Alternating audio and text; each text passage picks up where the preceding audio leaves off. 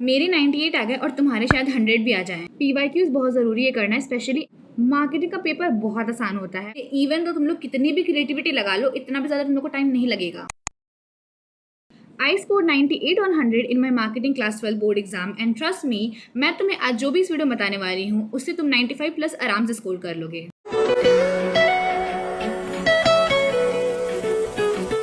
सबसे पहली बात कि मार्केटिंग को पढ़ने के लिए तुम लोग कौन सी बुक यूज़ करने वाले हो। तो देखो, मार्केटिंग तुम लोग को मैं यही रिकमेंड करूँगी कि तुम लोग बुक से ही पढ़ो, नोट से ना पढ़ो।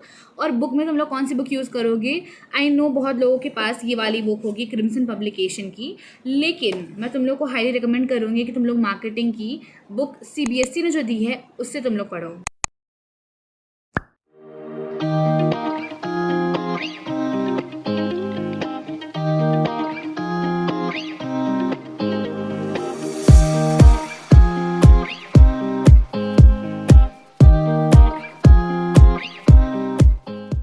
मार्केटिंग के MCQs and even question answer भी प्रीवियस ईयर क्वेश्चन से बहुत रिपीट होते हैं, और इसीलिए मैं तुम लोग को बोलूँगी कि तुम लोग प्रीवियस ईयर के क्वेश्चन लगा के जाओ, और स्पेशली MCQs तो सारे ही ईयर के लगा के तुम लोग को जाने हैं पेपर में, बिकॉज मैक्सिमम तुम लोग को रिपीटेड देखने को मिलेगा। बाय द वे, तुम लोग को पता ही होगा कि मार्केटिंग का पेपर 60 मार्क्स का होता है और 40 मार्क्स होते हैं प्रैक्टिकल्स के। नाउ प्रैक्टिकल्स का टेंशन तुम लोग को बिल्कुल नहीं लेना है, बिकॉज मैं यहाँ पे रहूँगी तुम लोग की हेल्प करने के लिए। एंड इवन मैंने अपने प्रोजेक्ट वर्क और फाइल दोनों का फोटो और वीडियो दोनों रिकॉर्ड करके रख लिया हुआ है, और साथ ही साथ मैं तुम लोग को ये सेंड भी कर दूंगी और तुम लोग को बता भी दूंगी कि तुम लोग को कैसे बनाना है ये। तो अब हम लोग बात करने वाले सबसे इंपॉर्टेंट चीज़ की, जो कि होता है हम लोग अपने आंसर को प्रेजेंट कैसे करें। First thing is build a habit to write examples in your answer, because ये दिखाता है कि तुम्हारी अंडरस्टैंडिंग कितनी है उस टॉपिक से रिलेटेड, और ये बहुत अच्छा इंप्रेशन शो करता है और एग्जामिनर फुल मार्क्स देने पे मजबूर हो जाता है। Second thing to keep in your mind is to write answers with creativity. Try to add pointers, flow chart, जिससे तुम्हारा आंसर नीट एंड क्लीन लगेगा और दूसरे बच्चों से तुम लोग को ये अलग बनाएगा। Third and the most important thing जो तुम लोग को करना ही करना है, that is to underline keywords. Answers में कीवर्ड्स एंड बुक की लाइन ऐड करना बहुत इंपॉर्टेंट रहता है। सो उसके लिए मैं तुम लोग को कीवर्ड्स एंड बुक की लाइन्स वाली जो वीडियो है वो टैग कर दूंगी डिस्क्रिप्शन में, और तुम लोग उसको चेकआउट कर लेना, और ज़रूर से तुम लोग अपने बुक के अंदर उसको अंडरलाइन कर लेना। मार्केटिंग के पेपर को कैसे अप्रोच करें और टाइम मैनेजमेंट कैसे करें एग्जाम में, इसके बारे में हम लोग डिस्कस करते हैं। अब देखो, मार्केटिंग के पेपर में टाइम तुम लोग को इनफ मिलने वाला है ये सारी क्रिएटिव राइटिंग करने के लिए, पर पेपर को करते करते इतना भी टाइम तुम लोग मत लगा देना कि तुम लोग को आखिरी में रीचेक करने का टाइम ना मिले। एग्जाम हॉल में मैंने खुद कई लोग को देखा है कि हेड डाउन करके सो गए हैं और आखिरी में लिख रहे हैं बैठ के, मतलब ऐसा कौन करता है। एनीवेज, एक और चीज़ तुम लोग को ध्यान देना है, दैट इज़ कि मार्केटिंग का पेपर होता है 60 मार्क्स का, और उसके लिए टाइम तुम लोग को 3 आवर मिलता है, और इसीलिए मैं तुम लोग को कह रही हूँ कि पेपर करने के लिए बहुत इनफ टाइम तुम लोग को मिलता है। मार्केटिंग में MCQs का वेटेज जो रहता है वो सेम रहता है एज क्वेश्चन आंसर। जैसे कि ये मेरे पास पेपर है बोर्ड्स का, और इसमें 30 मार्क्स का MCQs है और 30 मार्क्स का हमारा क्वेश्चन आंसर है।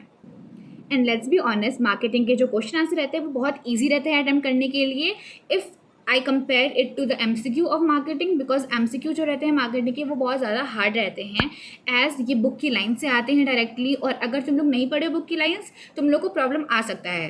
एंड आई विल प्रेफर कि बुक की लाइन्स तुम लोग सारा ना पढ़ के जो इंपॉर्टेंट लाइन्स है उसे पढ़ो, और ये इंपॉर्टेंट लाइन वाली जो चीज़ है ये मैं तुम लोग को डिस्क्रिप्शन में दे दूंगी, एक वीडियो है उसे क्लिक करके देख लेना, लवीना वाधवानी मैम का है, और उसके बाद से अपनी बुक्स के जो इंपॉर्टेंट लाइन्स है उसको हाईलाइट कर लो उस वीडियो को देख के। और आई विल रिकमेंड कि तुम लोग CBSE की बुक से ही पढ़ो मार्केटिंग के, बिकॉज ये बहुत ज़्यादा इंपॉर्टेंट हो जाता है, क्योंकि मैक्सिमम सारे के सारे पेपर के जो क्वेश्चन रहते हैं वो वहीं से आते हैं। टाइम मैनेजमेंट कैसे करना है इसके बारे में बात करते हैं। तो देखो, 15 मिनट्स मिलते हैं हम लोग को रीडिंग टाइम के, और इसके अंदर तुम लोग को 15 MCQs कंप्लीट कर लेने हैं एटलीस्ट, और उसके बाद से अगर मैं तुम लोग को 3 आवर्स के बीच का टाइम बताऊँ तो इसमें तुम लोग को सिर्फ और सिर्फ 30 मिनट्स देने MCQs को, तो टोटल हो गए हमारे पास 45 मिनट्स MCQs के लिए। तो अब बात करते हैं क्वेश्चन आंसर की। तो क्वेश्चन आंसर को अटेम्प्ट करना है तुम लोग को इन 2 आवर्स, तुम लोग को ट्राई करना है कि 2 आवर्स के अंदर ही अंदर कंप्लीट कर लो क्वेश्चन आंसर को, और सारे के सारे क्वेश्चंस को अटेम्प्ट कर लो। इवन अगर तुम लोग का कुछ बच जा रहा है आखिरी में, MCQs कुछ कंफ्यूजिंग रह जा रहे हैं या फिर क्वेश्चन आंसर रह जा रहे हैं, तो बाकी का जो आखिरी जो तुम लोग 30 मिनट्स बचा रहे हैं उसमें रीचेक कर लोगे, और तुम लोग उस क्वेश्चंस को भी अटेम्प्ट कर लोगे। एंड लिटरली 2 आवर्स जो रहते हैं ये इनफ रहते हैं सारे के सारे क्वेश्चन आंसर को अटेम्प्ट करने के लिए। इवन तो तुम लोग कितनी भी क्रिएटिविटी लगा लो, इतना भी ज़्यादा तुम लोग को टाइम नहीं लगेगा। और जो भी चीज़ मैंने तुम लोग को इस वीडियो में बताई है कि तुम लोग को कैसे अप्रोच करना है एग्जाम को, कैसे टाइम मैनेजमेंट करना है, ये सारी चीज़ों को ट्राई करना तुम लोग इम्प्लीमेंट करने का इस पर्टिकुलर तुम्हारे स्कूल के एग्जाम्स में। बिकॉज अगर तुम लोग इसको डायरेक्टली जाके बोर्ड एग्जामिनेशन में इम्प्लीमेंट करोगे तो शायद तुम लोग को एग्जीक्यूशन में प्रॉब्लम आ सकती है। सो ट्राई करना तुम लोग इसको नॉर्मल एग्जाम में ट्राई कर लो, या फिर घर पर ही बैठ के प्रीवियस लगा रहे तुम लोग तो उसमें ही अटेम्प्ट कर लो, ऐसे करके। अभी तुम लोग में से कोई भी इस साल के बोर्ड एग्जाम का पेपर देखा हुआ है, मतलब जो इस साल हुआ है, तो तुम लोग को पता चलेगा कि क्वेश्चन आंसर और एमसीक्यूज के अंदर तुम लोग को चॉइस मिलती है। अब मैं तुम लोग को बताती हूँ कैसे। देखो, सेक्शन ए है यहाँ पे, और सेक्शन ए एमसीक्यूज वाला है, ऑब्जेक्टिव टाइप क्वेश्चन, ठीक है, 30 मार्क्स का है। इसमें यहाँ पे पहला है ये चीज़, that is answer any 4 out of given 6 question of employability skills. Employability skill से तुम लोग को 4 क्वेश्चन अटैम्प्ट करने हैं एमसीक्यूज के 6 में से, ठीक है। यहाँ पे ऑप्शन तुम लोग को मिल गया कि तुम लोग को मतलब 6 में से 4 करने हैं। तो मतलब तुम लोग को जो भी अच्छे समझ में आ रहा है कि अच्छा इसका यही आंसर है, कंफर्म हो, वही तुम लोग 4 चॉइस करके करना। फिर यहाँ पे एमसीक्यूज वाले में एक सेकंड क्वेश्चन है which is answer any 5 out of given 7 question, MCQs का ही है, ठीक है, और 5 है, 5 तुम लोग को अटेम्प्ट करना है यहाँ पे। नेक्स्ट यहाँ पे है थर्ड, जो कि है एमसीक्यूज में ही थर्ड वाला, that is answer any 6 out of given 7 question, ठीक है। अब नेक्स्ट यहाँ पे अब तुमको मिलेगा डायरेक्ट फोर्थ, जिसमें है यहाँ पे answer any 5 out of given 6 question, और ये सारा मैं तुम लोग को एमसीक्यूज का ही बता रही हूँ अभी, क्योंकि एमसीक्यूज हम लोग को 30 है यहाँ पे, ठीक है, तो एक सेगमेंट में बटा हुआ है ये। अब फिफ्थ वाला जो कि एमसीक्यूज का फिफ्थ क्वेश्चन इसमें है हमारे पास, that is answer any 5 out of given 6 question, MCQs का है ये, ठीक है। अब ये 5 चीज़ खत्म हुआ, अब सिक्स्थ भी है यहाँ पे, that is answer any 5 out of given 6 question, MCQs का ये।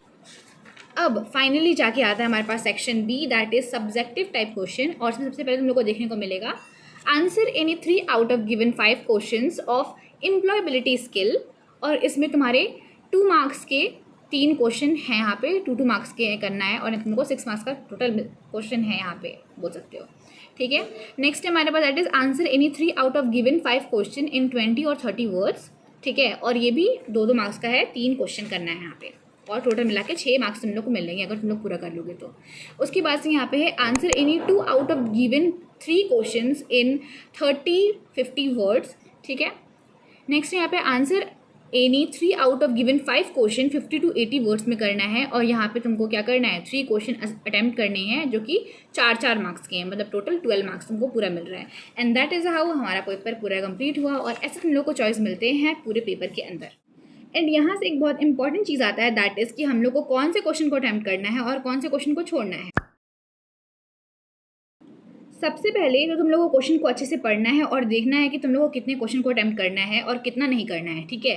तो अगर बोला हुआ है कि attempt any 3 question from this 5 question, तो तुम लोग को ये देखना है कि उस 5 क्वेश्चन में से कौन से 3 क्वेश्चन तुमको बहुत अच्छे से आते हैं और बहुत अच्छे से तुम लोग उसको लिख सकते हो, फ्लो चार्ट बना सकते हो, पॉइंटर्स लिख सकते हो और सब कुछ।